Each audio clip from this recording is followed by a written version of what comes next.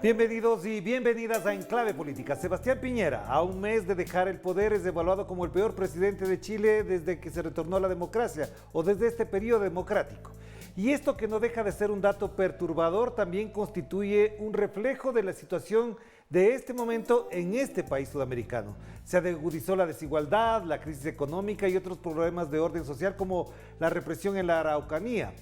¿Cómo está Chile en medio de los debates, por ejemplo, de la Convención Constitucional que intenta dejar atrás la estructura jurídica heredada de la dictadura de Pinochet?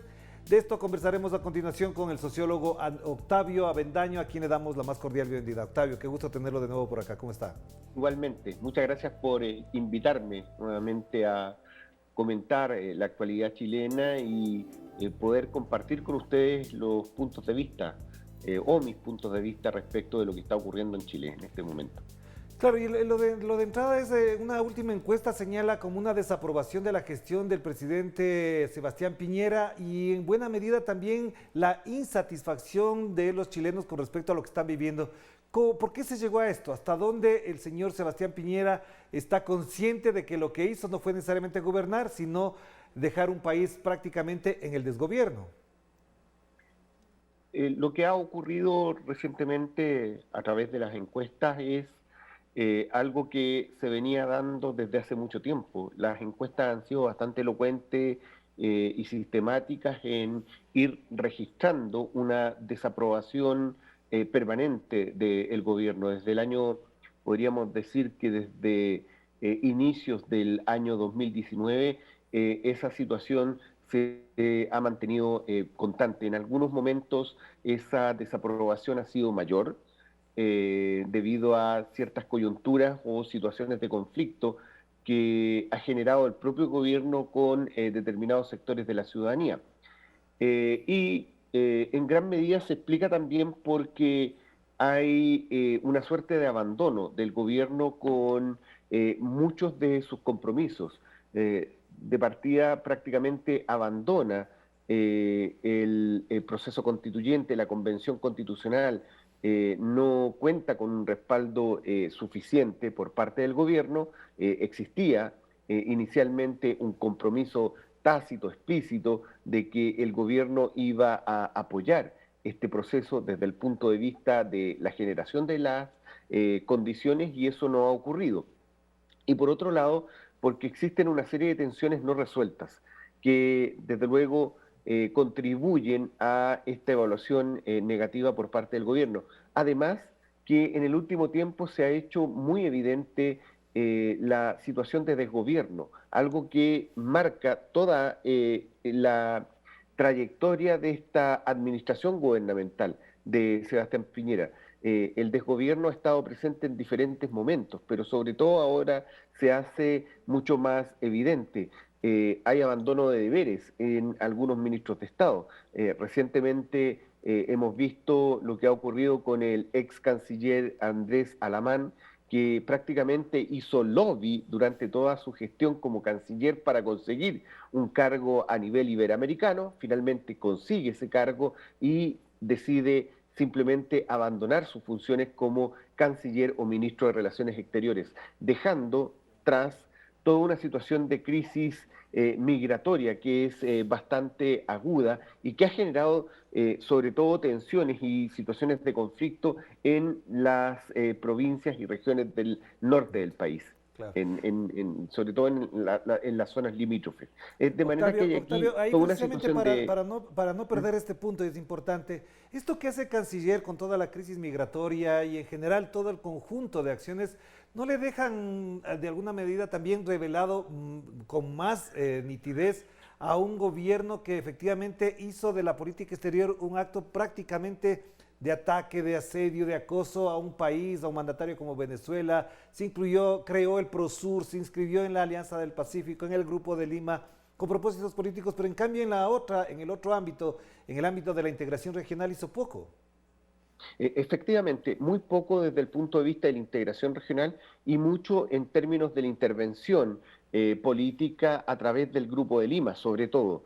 Recordamos perfectamente cuáles fueron las iniciativas que implementó el gobierno a principios del año 2019, año bastante significativo porque es el año en que se va a generar la revuelta social en el mes de octubre. Y en enero de ese año el gobierno chileno aparecía interviniendo prácticamente en la política interna de Venezuela. Recordemos el famoso acto celebrado en Cúcuta, donde el gobierno chileno prácticamente incentivó toda una serie de iniciativas para desprestigiar el gobierno del presidente Maduro, junto con iniciativas emprendidas por otros mandatarios latinoamericanos en ese momento, y sobre todo por las iniciativas emprendidas por el Grupo de Lima.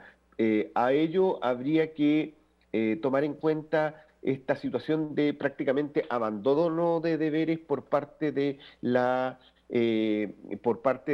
el ministro, el ex ministro Andrés Alamán, pero que viene a reafirmar otra tendencia que ha estado presente durante toda esta administración gubernamental, la férrea defensa de determinados intereses. El, el gobierno de Sebastián Piñera va a pasar a la historia como un gobierno que defiende no los intereses generales de la nación, sino que más bien los intereses de determinados grupos sociales, en particular los intereses del empresariado, donde el propio Sebastián Piñera tiene, digamos, compromisos bastante conocidos. Él es un inversionista, aumenta de manera considerable sus inversiones, muchas veces de manera indirecta durante estos años, y aumenta su patrimonio económico debido a sus negocios, sus inversiones, aprovechando incluso los vínculos internacionales con otros países o aprovechando el propio cargo de presidente de la República para esos efectos. Claro, Octavio, pero ahí hay un tema que quisiera abordarlo y sobre todo que marca y explica de alguna manera cómo el andamiaje político y además en la legislatura garantizó la impunidad del señor Sebastián Piñera cuando fue denunciado a nivel mundial de su participación en los llamados Pandora Papers o papeles de Pandora. Sí. ¿Hasta dónde el engranaje político, jurídico e institucional le dio en ese momento a Piñera la impunidad y le va a dar después una larga jubilación política? Básicamente por el problema que presentó la oposición durante estos años. Fue una oposición bastante dividida, fue una oposición que muchas veces no logró coincidir en aspectos fundamentales como lograr concretar una acusación constitucional por problemas de derechos humanos o por los Pandora Papers, pero sobre todo por los problemas de derechos humanos que se registraron durante o a partir de la revuelta social de octubre del año 2019, donde el gobierno decreta el estado de excepción constitucional, donde el gobierno decide sacar a los militares para restablecer el orden público, donde los militares donde el gobierno promueve una política de violación sistemática de derechos humanos en importantes ciudades del país, no solamente en la región metropolitana, además del problema de la Araucanía.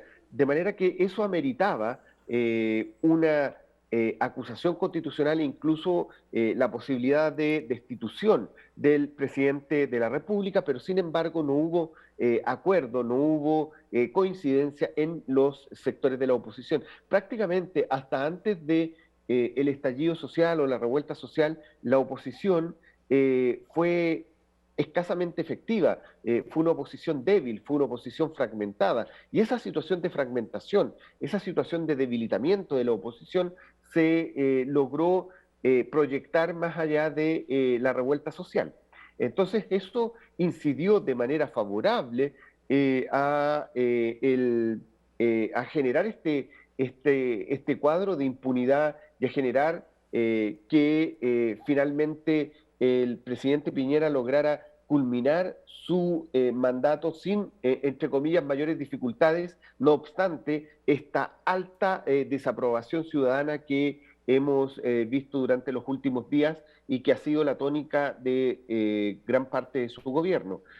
Vuelvo a repetir de que con una oposición efectiva la situación de este gobierno habría sido completamente distinta. Podríamos incluso especular de que a lo mejor la revuelta social se habría pospuesto o no habría tenido el nivel de intensidad que tuvo debido a la falta de interlocutores válidos en el Congreso Nacional para aquellos sectores que estaban completamente en desacuerdo con las políticas implementadas por este gobierno y sobre todo a partir del estallido por las medidas represivas implementadas.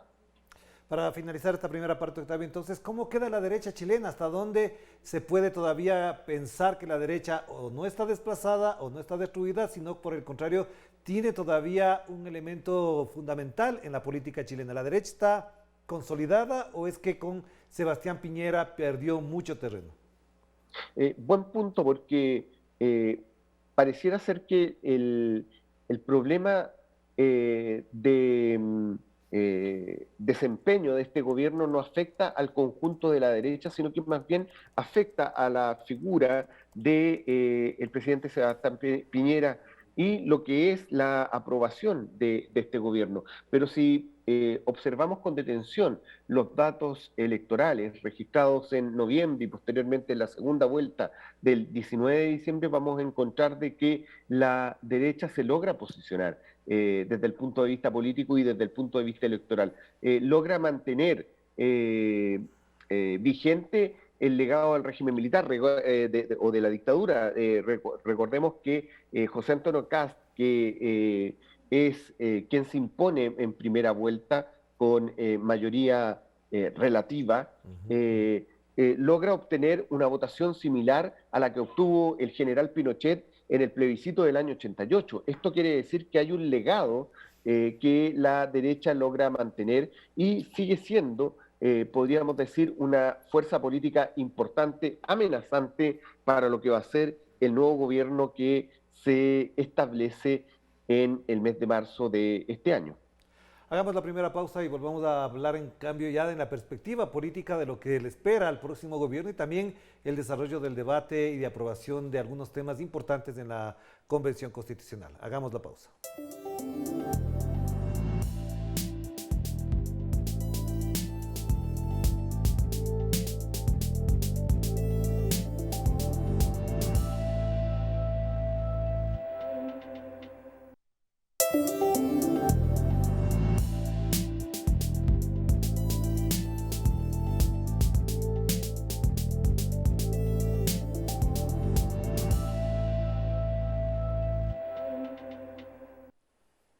Estamos de vuelta aquí en Clave Política y seguimos conversando con el sociólogo chileno Octavio Avendaño a propósito de lo que ya se configura como un nuevo ciclo político en Chile. Octavio, este momento paralelamente a la transición que ya se produce, también la Asamblea Constituyente o Convención Constitucional, como se la conoce institucionalmente en Chile, está debatiendo temas importantes. La pregunta de fondo es cómo recibirá el gobierno Gabriel Boric con una convención que todavía no acaba de cumplir con todas las expectativas de los chilenos y chilenas que apostaron a esto como un gran salto institucional y transformador para su país. Yo diría que hasta el momento el balance del funcionamiento de la Convención Constitucional es un balance positivo. No podríamos cuestionar o valorarla de otra forma, porque está funcionando con plazos bastante limitados y dentro de estos plazos ha logrado, digamos, establecer una serie de mecanismos que le permiten, entre otras cosas, un mayor involucramiento a la ciudadanía. Recordemos lo que ha sido últimamente el tema de las iniciativas populares de norma, que se han presentado, muchas de ellas coincidiendo con objetivos y propuestas que habían sido planteadas por las fuerzas políticas más progresistas o aquellas que promovieron el cambio de la Constitución o que han venido promoviendo el cambio de la Constitución. Desde luego han habido algunas dificultades en la implementación y en el funcionamiento, pero el balance es positivo. Hay acá desde luego una suerte de responsabilidad nuevamente que debemos asignarle al actual gobierno, porque el actual gobierno tenía la obligación de haber generado todas las condiciones para un adecuado funcionamiento de la convención y eso no ocurrió. Fueron otros actores no tanto del mundo político, pero sí del mundo académico, quienes apoyaron o respaldaron con logística el funcionamiento de la convención, entre ellos muchas de las universidades. De no haber sido por el apoyo de las universidades, habría sido mucho más dificultosa la implementación de una serie de mecanismos de participación y de discusión y de difusión de todo lo que se está discutiendo al interior de la convención. Ahora, se supone que las condiciones debieran cambiar a partir del mes de marzo porque podría haber un mayor compromiso por parte del nuevo gobierno para apoyar el funcionamiento de la Convención Constitucional y para que ésta llegue a buen puerto. Lo que todos esperamos es que se logre redactar un nuevo texto constitucional que logre al mismo tiempo reflejar los anhelos de gran parte de la ciudadanía y los anhelos de cambio que se vienen planteando desde antes incluso de la revuelta social. Es muy probable que eso ocurra teniendo en consideración lo que ha planteado el presidente electo Gabriel Boric y teniendo en cuenta también cuál es el tenor y la orientación que va a tener el nuevo gobierno quienes asuman el oficialismo a partir del mes de marzo. Esperamos que las tensiones o las situaciones de dificultad que ha presentado la convención se puedan revertir a partir del mes de marzo para lograr llegar a buen puerto. Quedan no más de 6 meses de funcionamiento de la convención y dentro de estos 6 meses se debe cumplir con el propósito de la redacción del nuevo texto constitucional que será posteriormente plebiscitado en un referéndum de salida, como se ha planteado. Claro, y en esta perspectiva, entonces, ¿cómo ve la conformación del gabinete, de las principales figuras que acompañarán en la gestión gubernamental a Gabriel Boric? ¿Hasta dónde esto constituye, digamos, un mensaje de tranquilidad, de gobernabilidad, de armonía, incluso en ciertos sectores del progresismo del centro hacia la izquierda, que esperan, Sí. evidentemente, que este gobierno se pronuncie y se plantee nuevos retos y más desafíos para estos sectores que han estado, digamos, un poco replegados en la gestión gubernamental?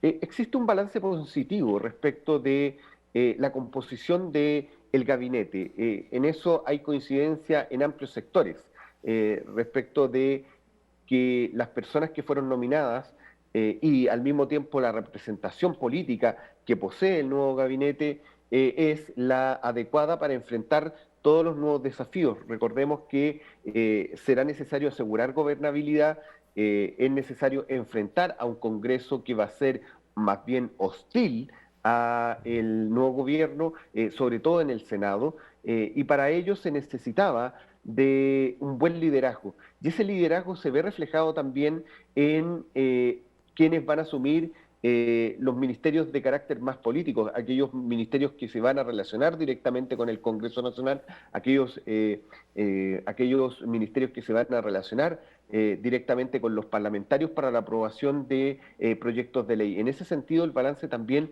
es positivo y se espera una adecuada gestión a partir del mes de marzo. Desde el punto de vista de la composición del gabinete, en esto no es solamente mi opinión, sino que es una opinión generalizada. El balance es bastante positivo, bastante alentador también para lo que serán los desafíos que debe enfrentar este gobierno o el nuevo gobierno a partir del mes de marzo. No solamente está el tema de la Convención Constitucional, está el tema de la crisis migratoria que se ha generado en el último tiempo debido a las propias iniciativas que emprendió el actual gobierno. Recordemos que el presidente Sebastián Piñera planteó en su momento que estaban dispuestos a recibir a todos los venezolanos que decidieran migrar hacia Chile y sin embargo hemos visto que se ha generado una crisis migratoria en el último tiempo que el actual gobierno simplemente ha omitido o no ha enfrentado adecuadamente. Y eso, desde luego, va a repercutir en los primeros meses de gestión del nuevo gobierno. Hay un problema bastante severo desde el punto de vista económico. Podríamos decir que hay una reactivación, pero que es bastante engañosa, es bastante artificiosa, que es una reactivación que se ha generado básicamente producto de los retiros de los fondos de pensión, más que de un éxito en la implementación de la política económica por parte de este gobierno. Entonces, eso también deberá ser enfrentado por el gobierno del presidente Boric a partir del mes de marzo. Está todo el problema de la Araucanía, que deberá asumir y enfrentar el nuevo gobierno. Hay un problema bastante severo desde el punto de vista de la seguridad ciudadana. Vale decir, son diversos los desafíos que deberá enfrentar el presidente Boric y su gobierno a partir del mes de marzo. Claro, Octavio, ahí hay un punto que es muy importante que lo reflexionemos en virtud de que por fuera de Chile evidentemente hay también mucha expectativa. ¿Se puede hablar de un cambio generacional en Chile, de un recambio generacional del sector político? ¿Cómo vendría dadas las características muy estructurales de esa nueva generación en el poder? ¿Hasta dónde esto cambia la perspectiva, la lógica, incluso la dinámica política de Chile? Podríamos decir que el nuevo gobierno va a estar integrado principalmente por una nueva generación, que es la misma generación que irrumpe a partir del año 2011, en las movilizaciones estudiantiles, en las movilizaciones que se dieron durante ese año que estuvieron relacionadas con temas ambientales, con temas de conflictos regionales que se dieron a lo largo de todo el país durante ese año, es la que ahora asume el nuevo gobierno. Es una generación que, desde luego, no solamente se forma al calor de las luchas sociales y políticas, sino que también se va a ir formando a propósito del proceso de construcción de nuevas fuerzas políticas que se logran posicionar a partir del año 2014, 2013, 2014. De manera que hay una nueva generación de líderes políticos o de dirigentes políticos que es muy distinta a la generación que estuvo en el gobierno de la presidenta Bachelet hasta el año 2018. Es muy distinta a la generación de la nueva mayoría y desde luego es muy distinta desde el punto de vista político, desde el punto de vista ideológico a lo que fue la experiencia de la ex concertación. En ese sentido hay un recambio generacional, pero también hay un recambio de carácter político bastante significativo. ¿Y en qué consiste ese cambio? ¿Cuál es la particularidad de ese cambio, de esa perspectiva, de esa mirada, incluso en alguna medida también de cierta ideología marcada por unas nuevas corrientes de pensamiento, nuevas formas de hacer política que esta nueva generación, digamos, la viene experimentando e implementando?